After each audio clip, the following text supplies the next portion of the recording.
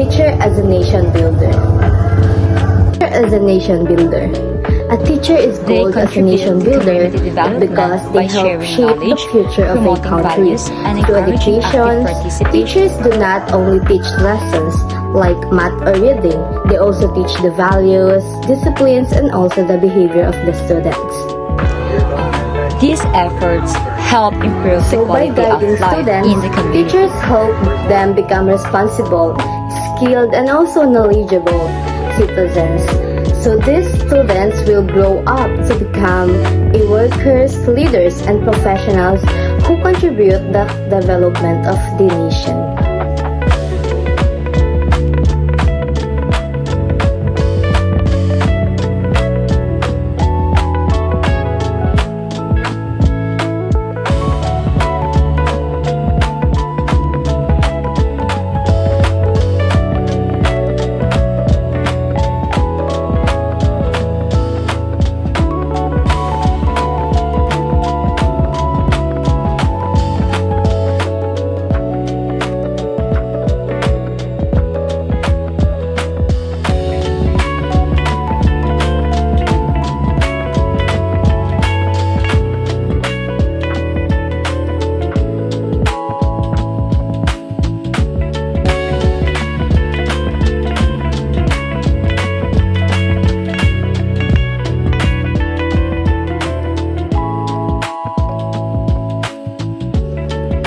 So let's say for example, diba? A teachers who teaches honesty, respect, and hard work influences student to practice these values in their daily lives. So, ibig sabihin nito, if nagtuturo sila ng mga honesty, respect sa mga students, so syempre yung mga student, magbibigay din sila ng influence to the other students para paano ito gamitin to their daily lives. So, when these students grow up, they become honest leaders, responsible workers, or helpful community members. Because of their teachers' guidance, they make good decisions that improve the country.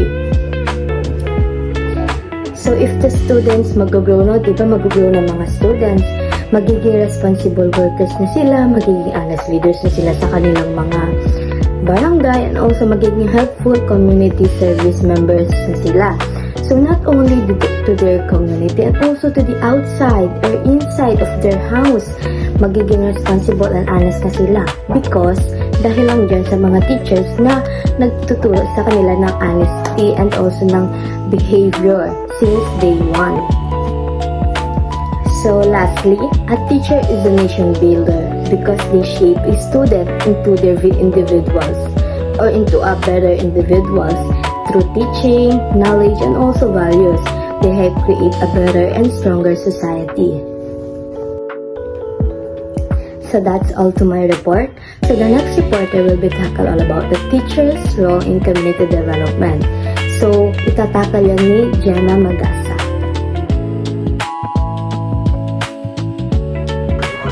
Good day everyone, my name is Gemma Dinagasa and I will be discussing about the teacher's role in community development.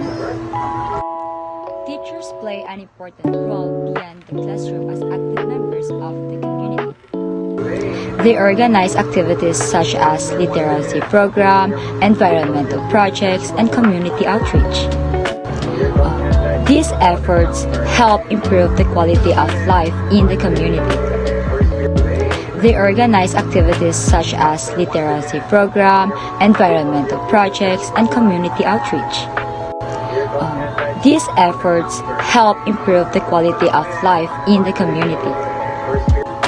Teachers also serve as leaders and role models. People often rely on them for guidance in solving problems and making decisions. By promoting cooperation and awareness on issues like health, education, and the environment, teachers help build a stronger and more united community.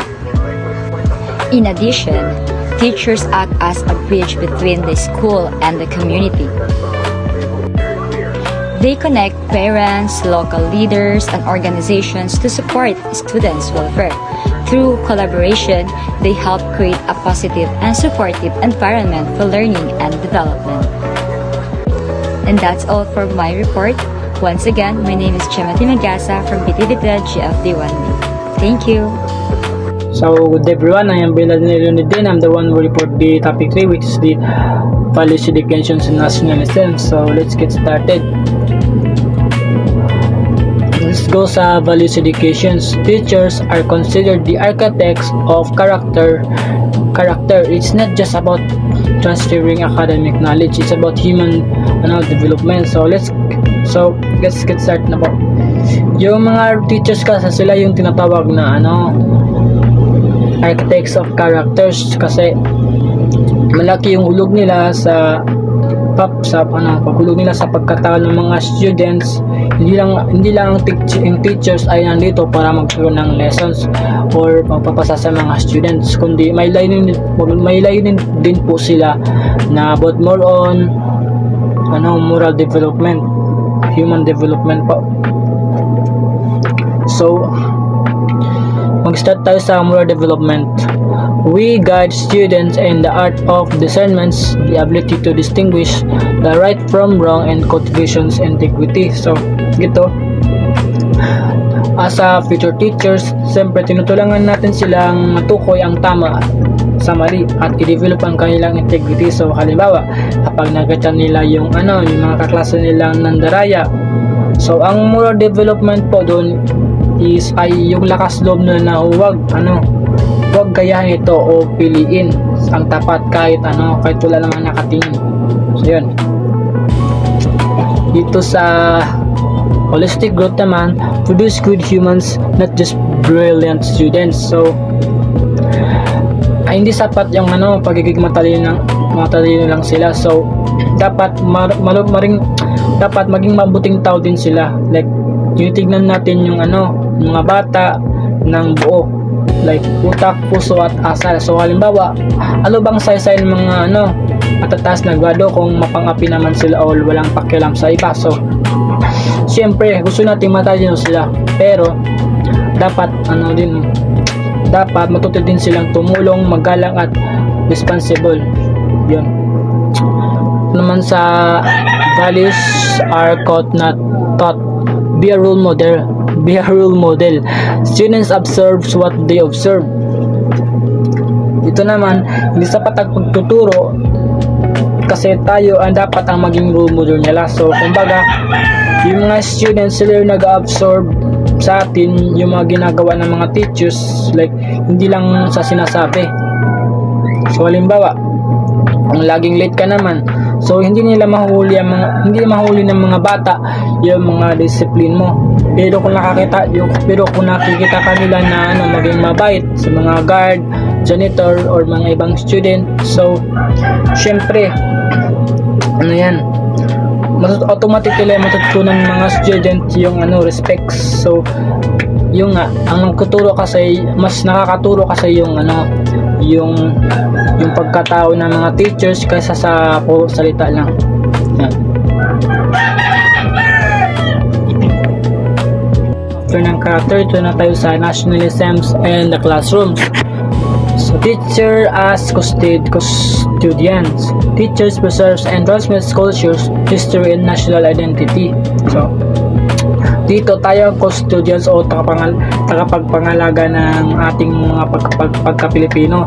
So hindi lang tayo nagtuturo ng facts, like pinapasa natin ang mga kultura, kasaysayan at pagkakilanlan sa next generation. So may tatlong punto po tayo dito. So yung magsimula tayo sa first about these history, traditions, and national symbols. So hindi lang to basta memorizations, dapat ma-appreciate nila yung mga roots natin. So halimbawa sa pagtuturo ng matawat, ay ipaliwanag ang sakripisyo sa likod ng bawat kulay. Sa pagtuturo ng mga bayanihan o pagmamano, ipakita natin ang mga buklod sa ating mga lahi. Sa develop civics consciousness, rights and responsibilities. Ang pagiging makabayan daw ay dapat dapat may kaakibat na aksyon. So, halimbawa, ituro ang mga simpleng pagsunod sa batas, sabi ko, o ang simpleng o ang tamang pagbuto. So yun nga, act of nationalism na yun. Dapat malaman nila ang karapatan nila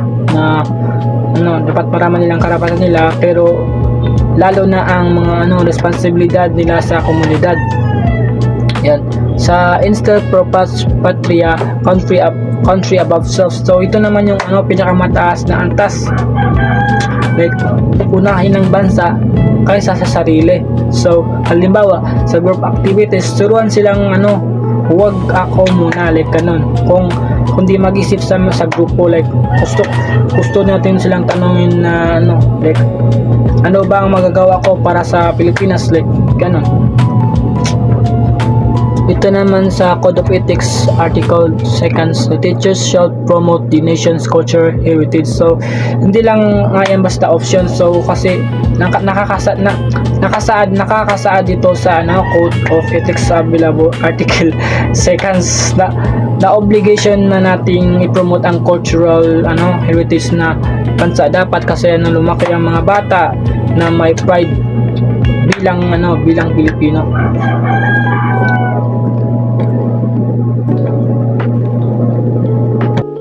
Dito naman yung classroom strategies. Ito naman yung how to part. Like, paano ba natin ituturo ang values and nationalisms na hindi boring. So, ang sagot is integration. So, hindi na kailangan ng extra subjects kasi nandyan na yan sa lahat ng ginagawa ng mga pictures. Kahit anong subject na yan. So, ito ang apat na practical strategies. So, first is integration across all subjects. So hindi lang sa ESP yan ituturo ang values. So pwede yan sa math, science, English, etc. So halimbawa sa math, habang nagtuturo sila ng computation, so ituro doon ang mga honesty sa tamang sukli. So sa science naman, habang tinatalakay ang environment, so improve doon ang responsibility at sa kalikasan. Dito sa flag ceremony, models solemnity during the national anthems and pledge. Dito, huwag po nating dadaanan ng flag ceremony tuwing Lunes kasi ito yung pinaka-powerful teachings moment sa mga student. Halimbawa, kapag nakita nila tayong tumatayo ng matuwid, yung kamay sa puso at kumakanta ng yung lupang hinirang. So syempre hawa nila yan yung ginagawa natin. Yun na yung gaya lang masabi ko yung role model, be a role model kasi modeling is best teaching. Sa service learning, community outreach and eco projects build civic responsibilities. So dito, ang civic responsibilities ay natutunan sa gawa, hindi sa puro salita lang. So halimbawa, imbis na usapan lang ang pollution, so mag-organize din tayo ng mga simple cleanup drives or tree planting. Kapag nakita nila na nag-effect yung nila, yung mga pagtulong nila, syempre doon sila magkakaroon ng sense of purpose. Yan. So sa cultural awareness, celebrate buwan ng wika, local history and indigenous craft. So ito naman, i-celebrate ang pagka-Pilipino natin. So gamitin ng buwan ng wika, local history or indigenous crafts para lumalalim ang pride. So halimbawa, if magkaroon na tayo ng local heroes day, so sa class or ipakilala ang mga yung mga craft ng mga indigenous people. So syempre, nakita nila ang mga syempre nakita nila mga galing pa like nakita nila yung galing pala ng mga Pilipino yung mga Pilipino na gawa natin. So baka sabihin na nila na proud ako bilang Pinoy kasi yung at doon lang po tayo.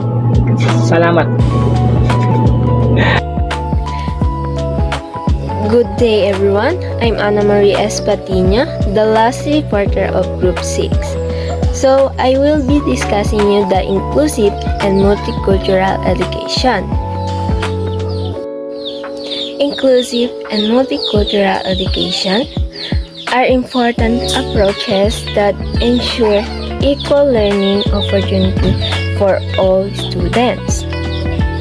So, yung inclusive education and multicultural education are important to approach in education because they make sure that all students have equal opportunity to learn no matter their background, abilities, or differences. Layunin nito na magkaroon ng fair and welcoming classroom kung saan lahat ng learners ay accepted at valued. Inclusive education also allowed learners, including those with disability or special needs, to study together in one classroom.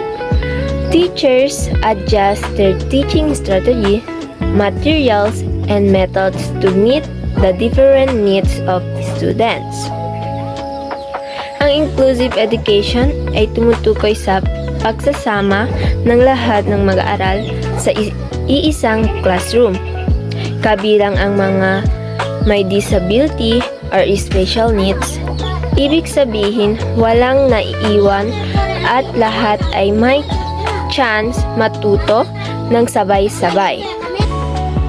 Teachers adjust their teaching strategies, materials, and method para matugunan ang iba't ibang pangangailangan ng students.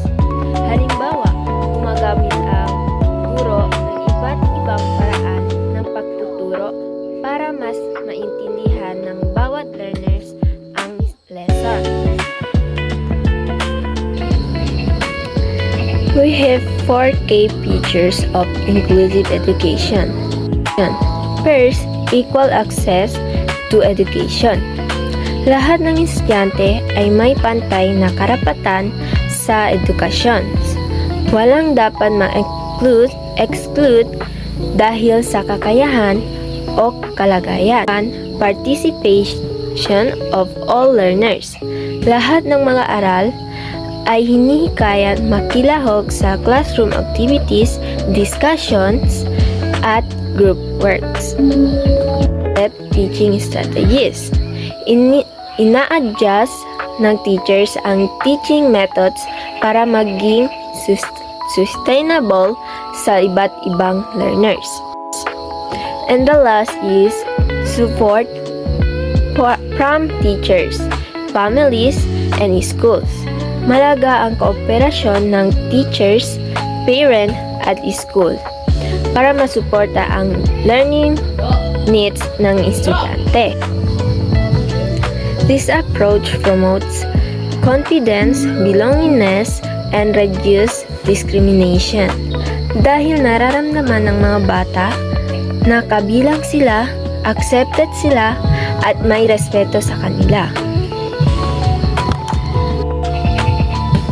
Multicultural education. Multicultural education focuses on respecting and valuing cultural diversity. Teachers introduce students to different cultures, traditions, and perspectives.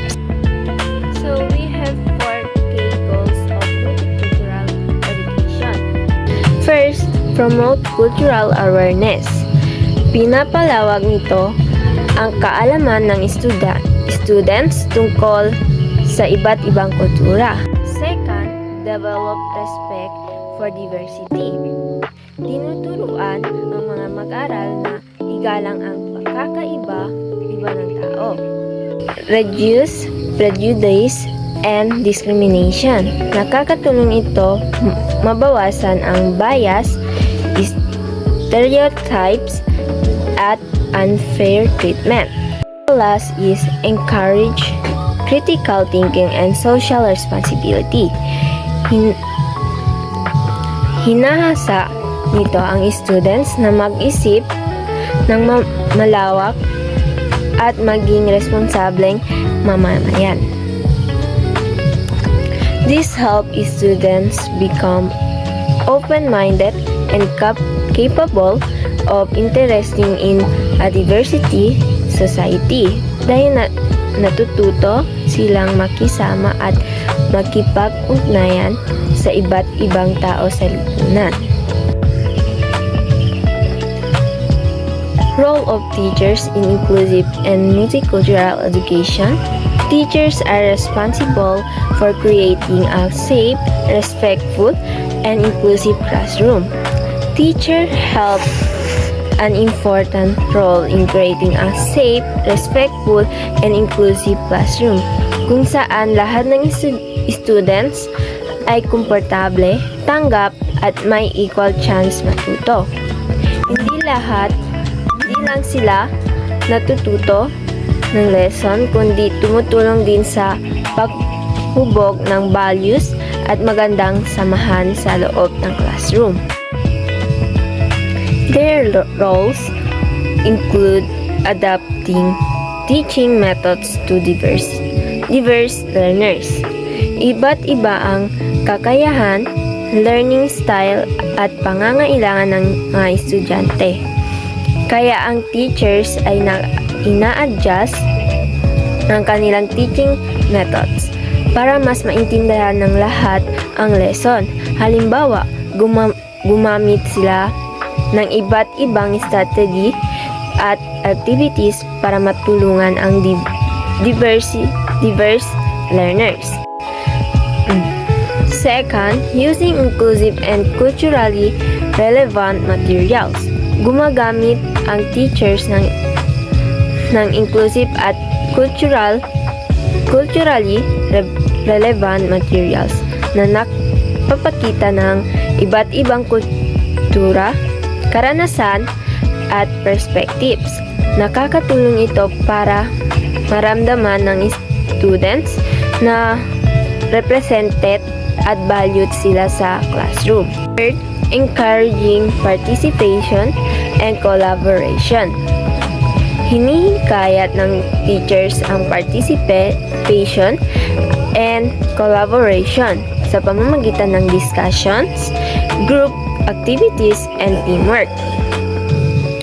Dito natututo ang mga students makinig at makipag-operate at respetuhin ang ideas ng iba.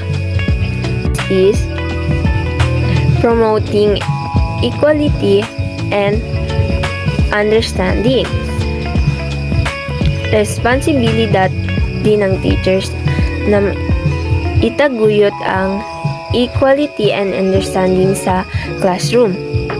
Tinuturuan nila na ang students natatuhin ang bawat isa ng may fairness, respect, and acceptance, anuman ang background o differences nila. Teachers as role model.